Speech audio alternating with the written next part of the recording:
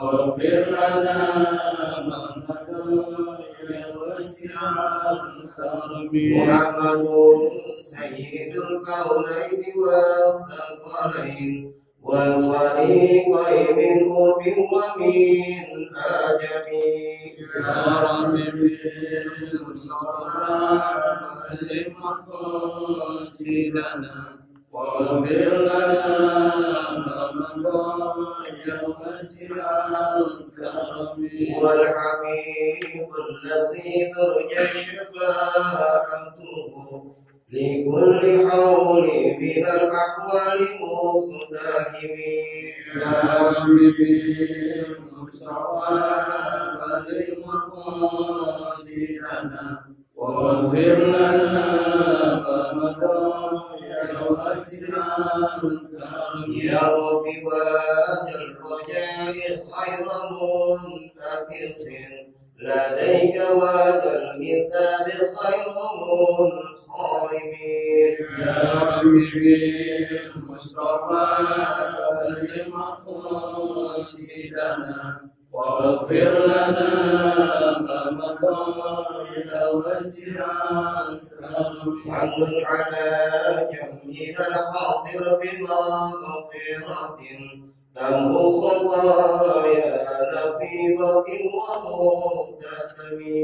يا رب بالمصطفى بلغ مقاصدنا واغفر لنا ما مضى يا واسع الكرم. والصلوات على المختار من طلعت شمس النار ولحت أنظم الظلم. يا رب بالمصطفى بلغ مقاصدنا واغفر لنا ما مضى يا واسع الكرم. والبني وصف أنصار من تبعوا هداه وطارقوا بالعهد والذمم. يا رب بالمصطفى بلغ مقاصدنا واغفر لنا ما مضى يا واسع الكرم. اللهم صل وسلم وبارك عليه. اللهم صل وسلم وبارك عليه. بسم الله الرحمن الرحيم. بسم الله الرحمن الرحيم. لا إله إلا الله. لا إله إلا الله. أستغفر الله. أستغفر الله. اللهم صل وسلم اللهم صل وسلم على سيدنا محمد على سيدنا محمد وعلى آل سيدنا محمد. وعلى آل سيدنا محمد. اللهم افتح لنا اللهم افتح لنا أبواب علمك أبواب علمك كما فتحتها كما فتحتها على أنبيائك على أنبيائك وعلمائك وعلمائك المتقدمين والمتقدمين والمتأخرين. والمتأخرين. وانصر علينا وانصر علينا رحمتك رحمتك يا ذا الجلال يا والإكرام. ذا الجلال والإكرام. Assalamualaikum warahmatullahi wabarakatuh. Alhamdulillahi rabbil alamin. Allahumma salli wa sallim ala sayyidina Muhammadin al-fatihi lima ughliq wal khatimi lima sabaq nasiril haqqi bil haqq wal hadi ila siratikal mustaqim wa ala alihi wa ashabihi haqqa qadrihi wa miqdarihil azim. Subhanaka la ilma lana illa ma 'allamtana innaka antal alimul hakim. Wala haula wala quwwata illa billahil aliyyil azim. Rabbi israh li sadri wa yassir li amri wahlul 'uqdatam min lisani yafqahu qawli, amma ba'd. Ma'asyiral hadirin jamaah mushola al-mubarak yang dimuliakan, dibanggakan oleh Allah Subhanahu wa taala. Alhamdulillah, kita masih diberikan kesempatan oleh Allah Subhanahu wa taala digerakkan hati kita, diringankan langkah kaki kita, hingga dengan izin dan anugerah karunia dari Allah, kita bisa hadir di satu tempat yang dimuliakan oleh Allah Subhanahu wa Ta'ala, yang Nabi mengatakan raudhah min riyadil jannah, salah satu taman surga. Kita biasanya kalau disebut surga aja sudah rindu kan? Nah, ini ada taman surga di muka bumi ini. Kata Nabi, taman surga di muka bumi ini adalah majelis taklim, halaqah ilmu. Oleh karena itu, 14 abad yang lalu Nabi suruh kalau ada raudhah min riyadil jannah, hadiri. Apakah itu majelis zikir, majelis ilmu? Kenapa? Yang pertama, kita akan banyak mendapatkan manfaat. Manfaat pertama, kita isi waktu kita dengan kebaikan. Itu penting, Pak. Kenapa? Karena umur kita nggak panjang. Dan kita hidup ini adalah cuma sekedar transit saja menuju kehidupan yang kekal dan abadi yang disebut dengan kehidupan akhirat. Oleh karena itu, maka banyak orang yang tertipu dengan dunia ini. Dan di dalam Al-Quran sudah dijelaskan itu. Kehidupan dunia ini adalah kesenangan yang menipu. Innamal hayatud dunya mata'ul gurur. Allah sudah bilang. Kapan Allah bilang? Dari 14 abad yang lalu. Kemudian Allah juga bilang kehidupan dunia ini la'ibun walhun, hanya permainan. Kalau hanya permainan, dia akan usai. Kira-kira kalau Bapak main bola, apakah main bola terus, Pak? Kapan berhentinya? Pasti ada berhentinya, Pak ya? Berhenti. Kehidupan dunia ini juga akan berhenti. Makanya kapan berhenti kehidupan kita? Kata Nabi, baina sitin wa sab'in, antara 60 sampai 70 tahun. Jadi umur kita ini dikasih oleh Allah berdasarkan prediksi dari Nabi itu baina sitin wa sab'in, antara 60 sampai 70 tahun. Kalau ada yang lebih dari itu ya bonus saja, jarang. Nabi mengatakan, a'maru ummati ma baina sitina wa sab'in wa aqalluhum ma yajuzu zalik.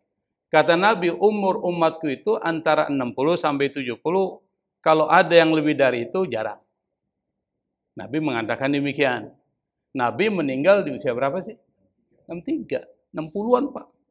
Abu Bakar sama 63 juga. Umar sama juga. Utsman bin Affan mungkin 80 tahunan lebih. Dia agak kasih lebih oleh Allah. Ali bin Abi Thalib 63 juga, Pak. Jadi hampir sebagian besar sahabat Nabi yang hidupnya sehat, Pak ya. Sahabat Nabi kan hidupnya sehat itu. Tapi batas umurnya adalah 60-an.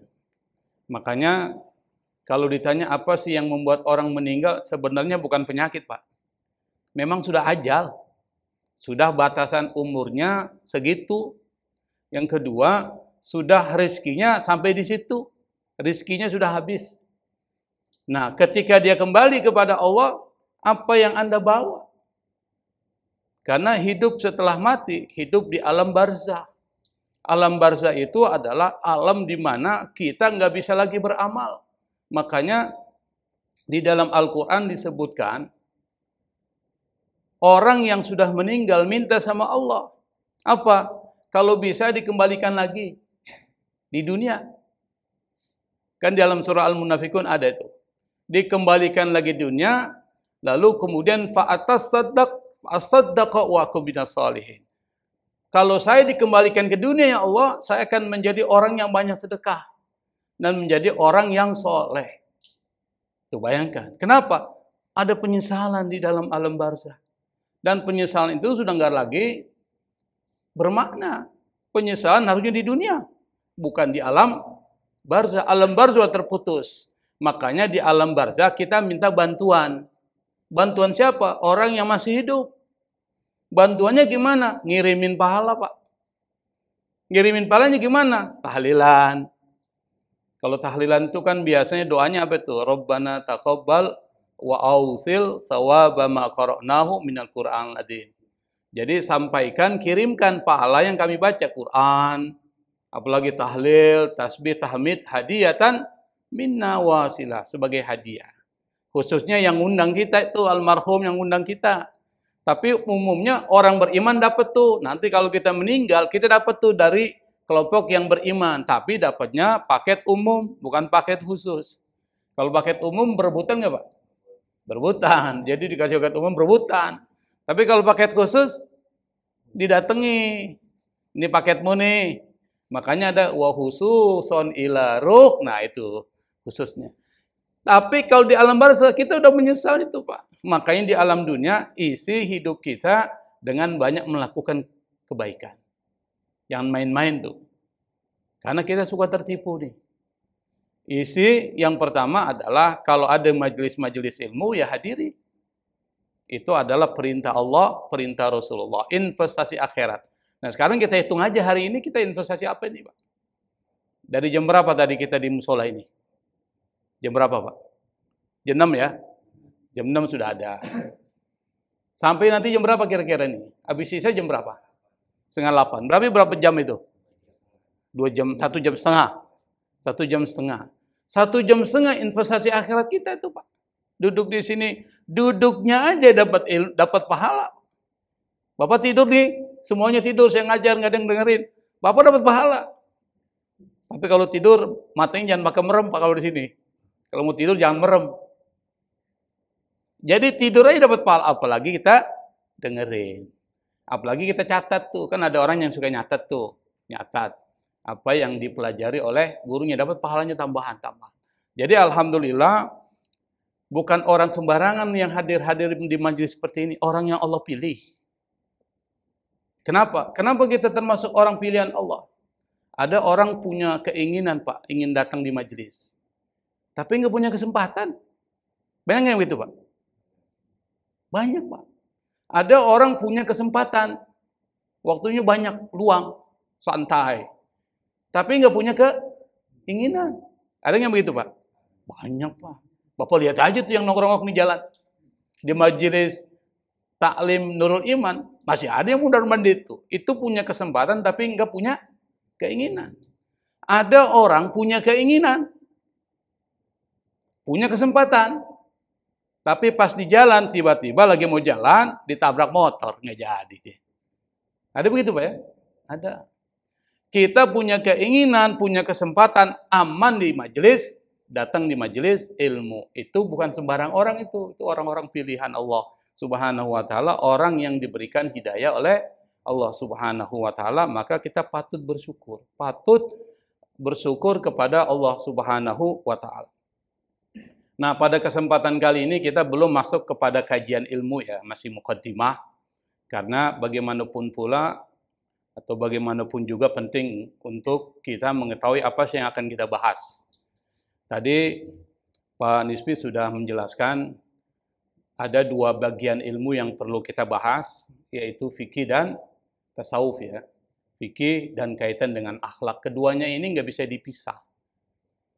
Kata ulama, barang siapa yang mempelajari fikih, tapi tidak mempelajari tasawuf, maka dia bisa jadi orang fasik. Man tafaqqaha bila tasawufin faqad tafassaq. Barang siapa menjalankan fikih tapi tidak dimasuki dimensi tasawufnya, itu bisa fasik, Pak. Fasik maksudnya apa? Anda beribadah, ibadahnya semaunya aja. Tidak ada di dalamnya dimensi atau unsur-unsur tasawuf. Misalnya apa? Ikhlasnya kagak ada. Orang ibadah itu salah satu syarat diterimanya ibadah oleh Allah Subhanahu wa taala, syarat pertamanya ikhlas tuh karena Allah. Nah, ini kalau orang cuma pelajari fikih, saya berikan contoh gini saja, Pak. Bapak sholat nih. Sholat maghrib 3 rakaat. Tujuannya adalah supaya dilihat orang. Secara fikih sah nggak, Pak? Sah fikih. Kenapa? Fikih itu hanya melihat kira-kira rukunnya terpenuhi enggak. Kalau rukunnya terpenuhi, sah sholatnya. Misalnya yang pertama, dia bersih dari hadas besar dan hadas kecil. Jadi kalau mau sholat harus wudhu dulu. Bagi orang yang punya hadas besar harus mandi dulu, kan begitu. Yang kedua, pada saat sholat, dia rukun-rukunnya, kata Imam Syafi'i 13 rukun, itu dipenuhi dari niat sampai salam, terpenuhi. Tapi niatnya supaya dilihat orang untuk dibanggakan oleh orang lain. Secara fikih sah, Anda nggak perlu ngulang, nggak batal. Pertanyaannya diterima oleh Allah nggak? Belum tentu. Kenapa? Karena kata Allah, Anda sholat bukan untuk saya kok. Untuk si fulan sana itu. Maka di situ perlu belajar ikhlas. Dan itu ada di tasawuf. Ada di kajian hati. Makanya Nabi pernah mengatakan, Man kam min qa'imin laisa lahu min qiyamihi illa ta'ab. Berapa banyak orang yang sholat tapi nggak dapat apa-apa. Kecuali capek doang. Kenapa? Karena sholatnya cuma gerakan doang. Supaya dilihat orang, tetapi ikhlasnya tidak ada.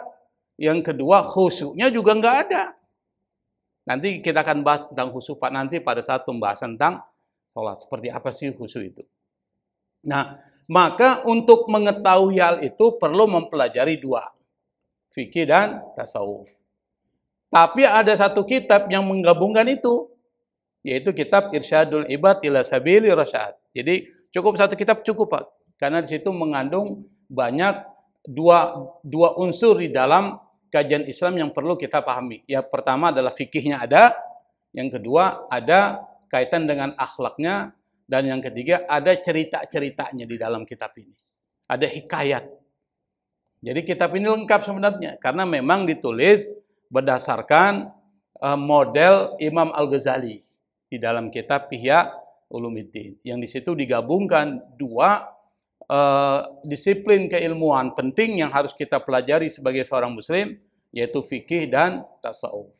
Nanti kalau belajar akidah dan tauhidnya, nanti mungkin kita akan masukkan sedikit-sedikit aja. Kita masukkan di situ. Pada saat membahas tentang, misalnya tentang iman kepada Allah, berarti bicara tentang tauhid. Kita akan masukkan sedikit demi sedikit. Yang penting kita tahulah apa ajaran Islam. Nah, mengkaji ilmu ini menjadi penting. Kenapa penting? Yang pertama, kalau kita berilmu, itu akan diangkat oleh Allah derajat kita. Dan itu udah fakta, Pak. Fakta. Orang berilmu dengan orang tidak berilmu, beda nggak, Pak? Beda. Dalam masyarakat, beda nggak orang berilmu dan tak berilmu? Beda. Orang berilmu itu akan dihormati dan dimuliakan oleh masyarakat. Yang pertama akan diangkat derajatnya, Pak. Jadi kalau Bapak ingin diangkat derajatnya, maksudnya sukses ya di dalam kehidupan dunia dan akhirat, ya harus belajar ilmu. Kalau Bapak ingin sukses dalam bidang ekonomi, ya belajar ilmu tentang ekonomi. Itu kan logikanya gitu. Kalau kita ingin sukses terkait dengan keakhiratan, maka kita belajar ilmu tentang keakhiratan, ilmu tentang keislaman. Makanya di dalam Al-Quran, Pak, 14 abad yang lalu Allah sudah kasih tahu tuh, yarfa'illahu alladhina amanu minkum walladhina utul ilma darajat. Allah akan angkat. Siapa yang diangkat? Yang pertama orang yang beriman. Jadi yang beriman tuh pertama diangkat oleh Allah. Kalau imannya kuat, pasti akan disertai dengan mencari ilmu, walladhina amanu. Dan orang-orang beriman akan diangkat. Orang-orang yang mencari ilmu akan diangkat oleh Allah Subhanahu wa Ta'ala. Yang kedua, Nabi pernah mengatakan, memperkuat ayat ini, man arada dunya fa alaihi bil ilmi. Barang siapa yang ingin dunia harus punya ilmu. Wa man aradal akhirah fa alaihi bil ilmi. Barang siapa yang ingin mendapatkan akhirat harus dengan ilmu. Wa man aradahuma fa alaihi bil ilmi. Barang siapa yang ingin dunia dan akhirat harus dengan ilmu. Bapak ingin dapat akhirat, tapi nggak ngerti fikih, nggak ngerti tasawuf. Bagaimana bisa dapat akhirat? Karena nggak tahu caranya. Belajar. Mumpung di daerah Betawi ini termasuk untung, Pak. Karena saya pernah merantau 23 tahun di Sulawesi. Itu jarang, Pak, pengajian-pengajian di masjid musola. Apalagi musola, masjid jarang. Paling hanya beberapa masjid besar saja yang mengadakan kajian-kajian untuk pengajian-pengajian seperti ini. Di sini hampir semua musola ada. Di mana-mana ada pengajian di sini. Jadi kita belajar sebenarnya gampang di sini karena banyak pengajian. Di mana-mana banyak pengajian, Pak. Hampir sebagian besar ada pengajian. Dan itu free. Apa tuh free? Gratis. Nggak perlu daftar, nggak perlu bayar. Cuma duduk aja dengerin. Udah aman. Pahala dapat, ilmu dapat. Kalau kita ingin akhirat, dapat surga, Anda harus belajar ilmunya. Ilmu apa? Ilmu untuk mendapatkan surga. Udkhulul jannata bima kuntum ta'malun. Kata Allah, masuklah kalian ke dalam surga bima kuntum ta'malun. Dengan apa? Dengan amal perbuatanmu. Amal perbuatan apa yang bisa membuat kita dapat surga? Amal perbuatan yang sesuai dengan keinginan Allah dan sesuai dengan petunjuk Rasulullah SAW. Berarti apa? Pertama, Anda harus belajar tauhid. Anda harus belajar tasawuf. Anda harus belajar fikih, karena fikih sesuai dengan petunjuk tuntunan dari Rasulullah SAW. Jadi sholatnya ikut Rasul, jangan sholat sendirian. Dalam artian ikut hawa nafsu kita. Kan dulu pernah ada, Pak, ada seorang sholat ya, baca Alhamdulillahirrabbilalamin, baca surah Al-Fatihah, pakai terjemah, Pak. Jadi imam, Bismillahirrahmanirrahim, diterjemahin. Dengan nama Allah yang maha pengasih lagi maha penyayang. Bayangkan, Pak. Ada dulu, sekarang udah nggak ada itu. Kenapa? Yang pertama, ilmunya dari mana dia bisa begitu? Kok bisa ada muncul orang-orang yang model begitu? Karena nggak berilmu. Maka untuk dapat akhirat, harus belajar ilmu. Di mana ilmu? Ya, Anda bisa belajar di kitab-kitab, tapi juga bisa menghadiri majelis ilmu. Yang enak hadir di majelis ilmu. Kalau baca kitab, Bapak harus punya modal. Apa modalnya? Bisa bahasa Arab. Yang kedua modalnya beli kitabnya. Modalnya banyak. Tapi kalau duduk belajar ada modalnya, Pak. Modalnya dua, kemauan dan keinginan saja. Modalnya cuma itu. Nah, yang kedua, manfaatnya banyak. Cuma saya nggak sebutin banyak ya. Di dalam hadis itu banyak sekali. Yang kedua, Allah mudahkan jalan Anda ke surga. Dan surga ini adalah sesuatu yang kita inginkan. Yang kita baca setiap hari doanya, permohonan kita, harapan kita setiap sholat 5 waktu. Apa doanya, Pak? Doa sapu, jaga tuh. Kalau orang biasanya kalau doa, pasti doa itu ada itu.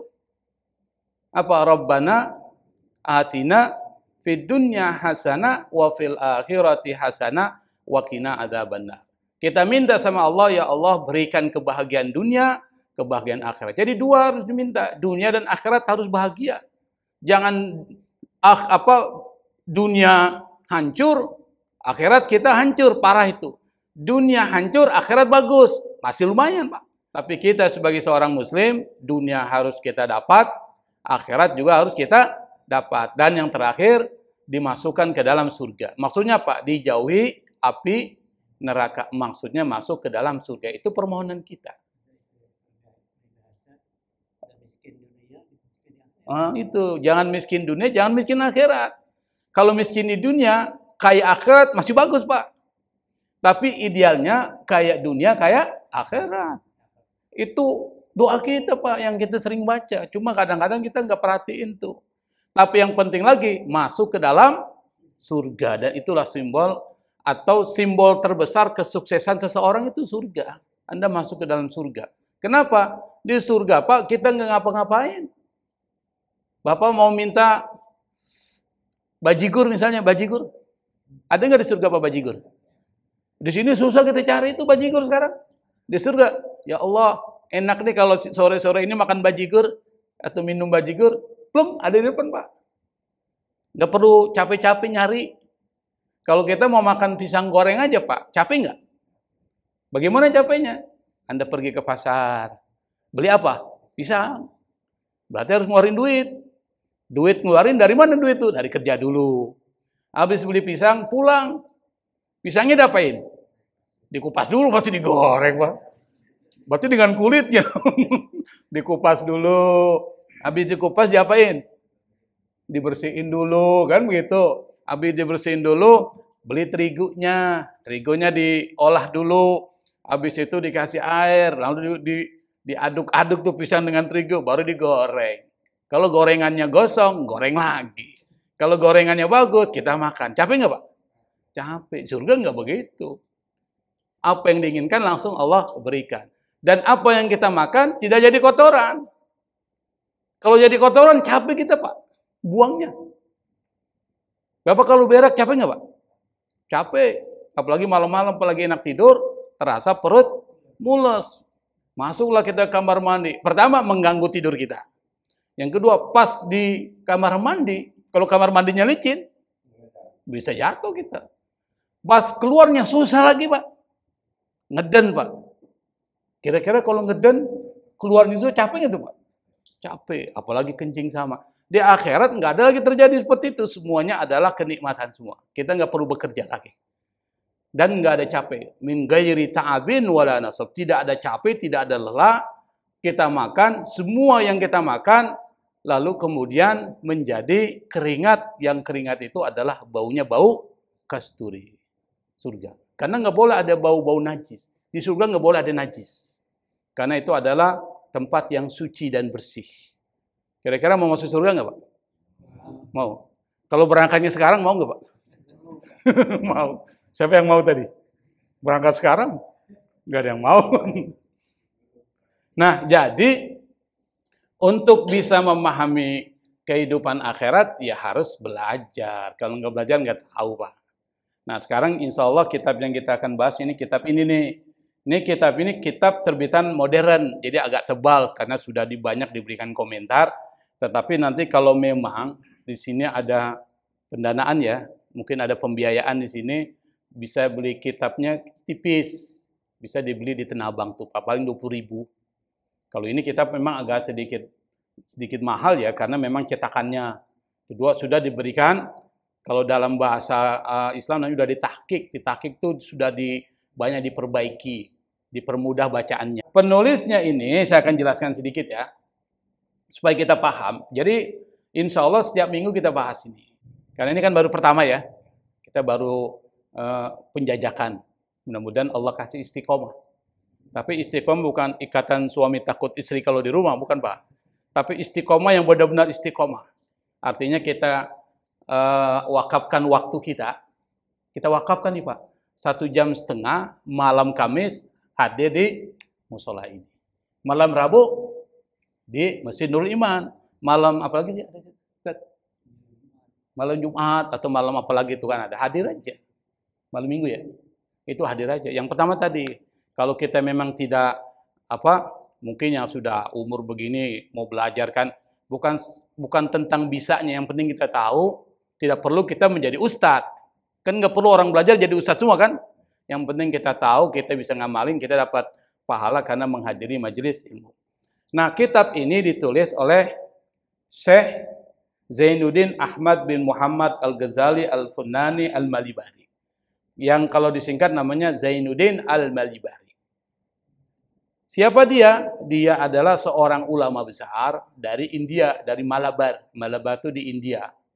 Dan dia adalah seorang ahli fikih, mazhabnya Syafi'i dan akidahnya Asy'ari. Sama dengan kita.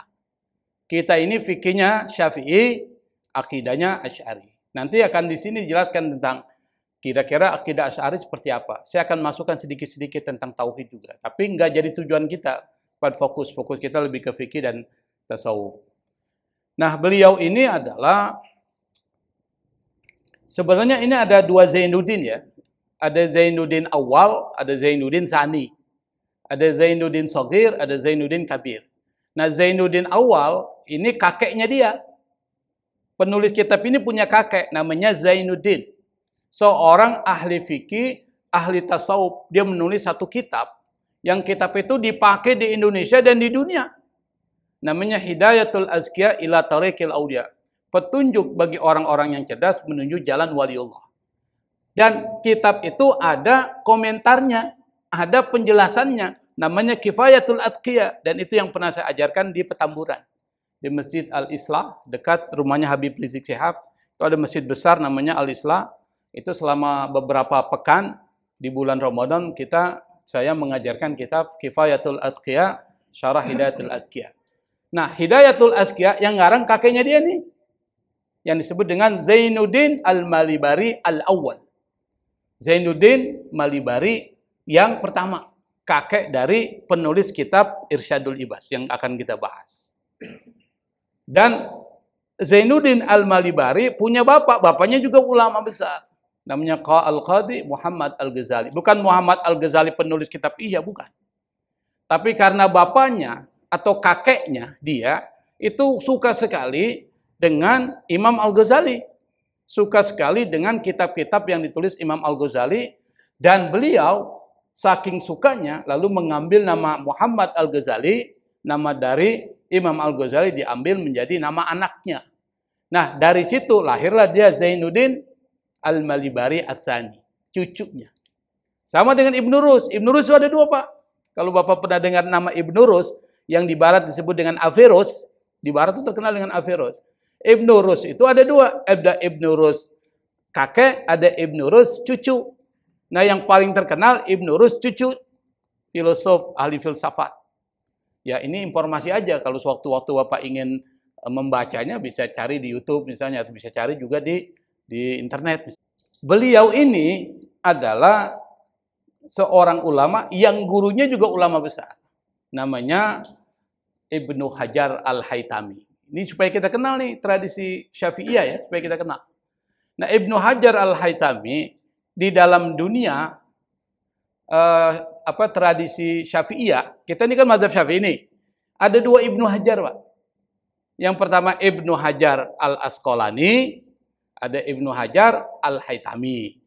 Nah, Ibnu Hajar Al-Asqalani itu bidangnya hadis. Ibnu Hajar Al-Haytami itu pakarnya di fikih.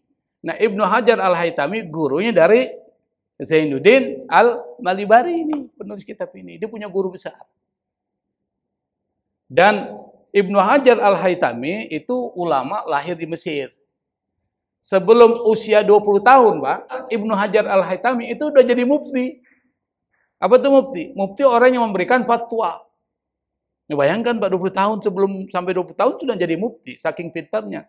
Semua ilmu itu dia kuasai, dari ilmu tafsir, ilmu hadis, ilmu kalam, ilmu fikih, usul fikih, ilmu waris, ilmu terkait dengan hisab, nahwu sorof tuh semuanya dia kuasai. Makanya dalam usia yang sangat muda dia sudah menjadi seorang mufti. Itu gurunya dari Syekh Zainuddin Al-Malibari. Nah, sekarang kita akan lihat kitabnya ini. Nah, kitab ini sebenarnya nggak tebal seperti ini. Tapi kitab ini adalah kitab yang tipis. Sekali lagi karena ini diberikan komentar-komentar dia. Diberikan penjelasan. Ini hadisnya kualitasnya begini dan begini itu. Tapi kalau kitab kuningnya nggak disebutin. Ini buat gurunya aja supaya gampang jelasin. Yang kedua, kitab ini coraknya atau kecenderungannya itu adalah fikih tasawuf. Jadi perlu pahami, ini kitab ini fikih plus tasawuf. Jadi enggak bicara fikih, tapi di sini di dalam kitab ini nanti akan dibahas terkait dengan ada fikihnya, ada akhlaknya, ada cerita-ceritanya yang disebut dengan al-hikayat. Ada cerita-cerita yang dijelaskan dalam kitab ini. Dan di dalam kitab ini ada 46 bab. 46 bab. Mungkin kita udah mati, kitab ini belum selesai, Pak. Mungkin, Pak ya. Apalagi yang umur 60 tahun. Ada 60 tahun sini, Pak? Enggak ada. 70. Kalau 70 kayaknya ini belum habis, sudah selesai dulu orangnya. Hah? Kloter pertama, tapi kayaknya kloter terakhir banyak puasa sih. Nah, kalau kita ini mungkin bisa kloter pertama, kedua, ketiga ini. Karena orang puasa itu kan sumu tasihu. Puasalah kalian akan jadi orang sehat. Jadi 46 bab, 48 pasal, jadi banyak. Yang kedua, sebagian besar ini yang dibahas fikih. 15 bab membahas akhlak. Di situ nanti ada hikayat, cerita-cerita, Pak. Nanti saya akan berikan satu contoh ceritanya. Nah, salah satu contoh cerita, kita masih ada waktu, nanti ada hal-hal yang mungkin mau didiskusikan. Jadi cerita dalam kitab ini, ketika bicara tentang persoalan menghadiahkan pahala kepada orang meninggal, ini ada cerita di sini, Pak. Jadi ada seorang ulama, diceritakan oleh Syekh Zainuddin Al-Malibari, itu mimpi. Di dalam mimpi itu, dia lihat ada banyak orang bangkit dari kuburan. Di mimpinya sang ulama ini, ingat mimpi ulama itu nggak seperti mimpi kita, Pak. Kata Nabi, mimpi ulama itu rubu'un nubuwah, seperempat kenabian. Itu bisa benar. Bisa menjadi satu petunjuk. Dalam mimpi itu ada orang-orang yang sudah meninggal bangkit dari kuburannya. Tiba-tiba duduk di atas pusaranya sendiri, masing-masing. Tidak lama setelah itu, kata sang ulama yang diceritakan oleh Syekh Zainuddin Al-Maribal dalam kitab ini, tiba-tiba mereka berebutan tuh, seperti ayam. Ayam kalau dikasih makan, itu kan berebutan tuh. Seperti itu. Tetapi di antara mereka ada satu orang tua. Enggak berebutan. Dia diam aja di atas pusaranya. Nah, ulama ini dalam mimpinya dia deketin tuh. Dia ditanya. Pak, itu yang direbutin orang-orang itu apa sih? Terus dia bilang, itu yang direbutin itu adalah bacaan-bacaan tasbih, tahmid, tahlil, bacaan Quran, selawat yang dihadiahkan orang yang masih hidup kepada orang-orang beriman, laki-laki dan perempuan. Itu yang sebut tadi berebutan tuh. Minal mu'minin wal mu'minat. Ada enggak Pak kalau doa tahlil tuh? Kan khususun ila ruh siapa fulan. Terus disebutkan semua ila arwahi abaihi wa ikhwani minal abdi dan seterusnya.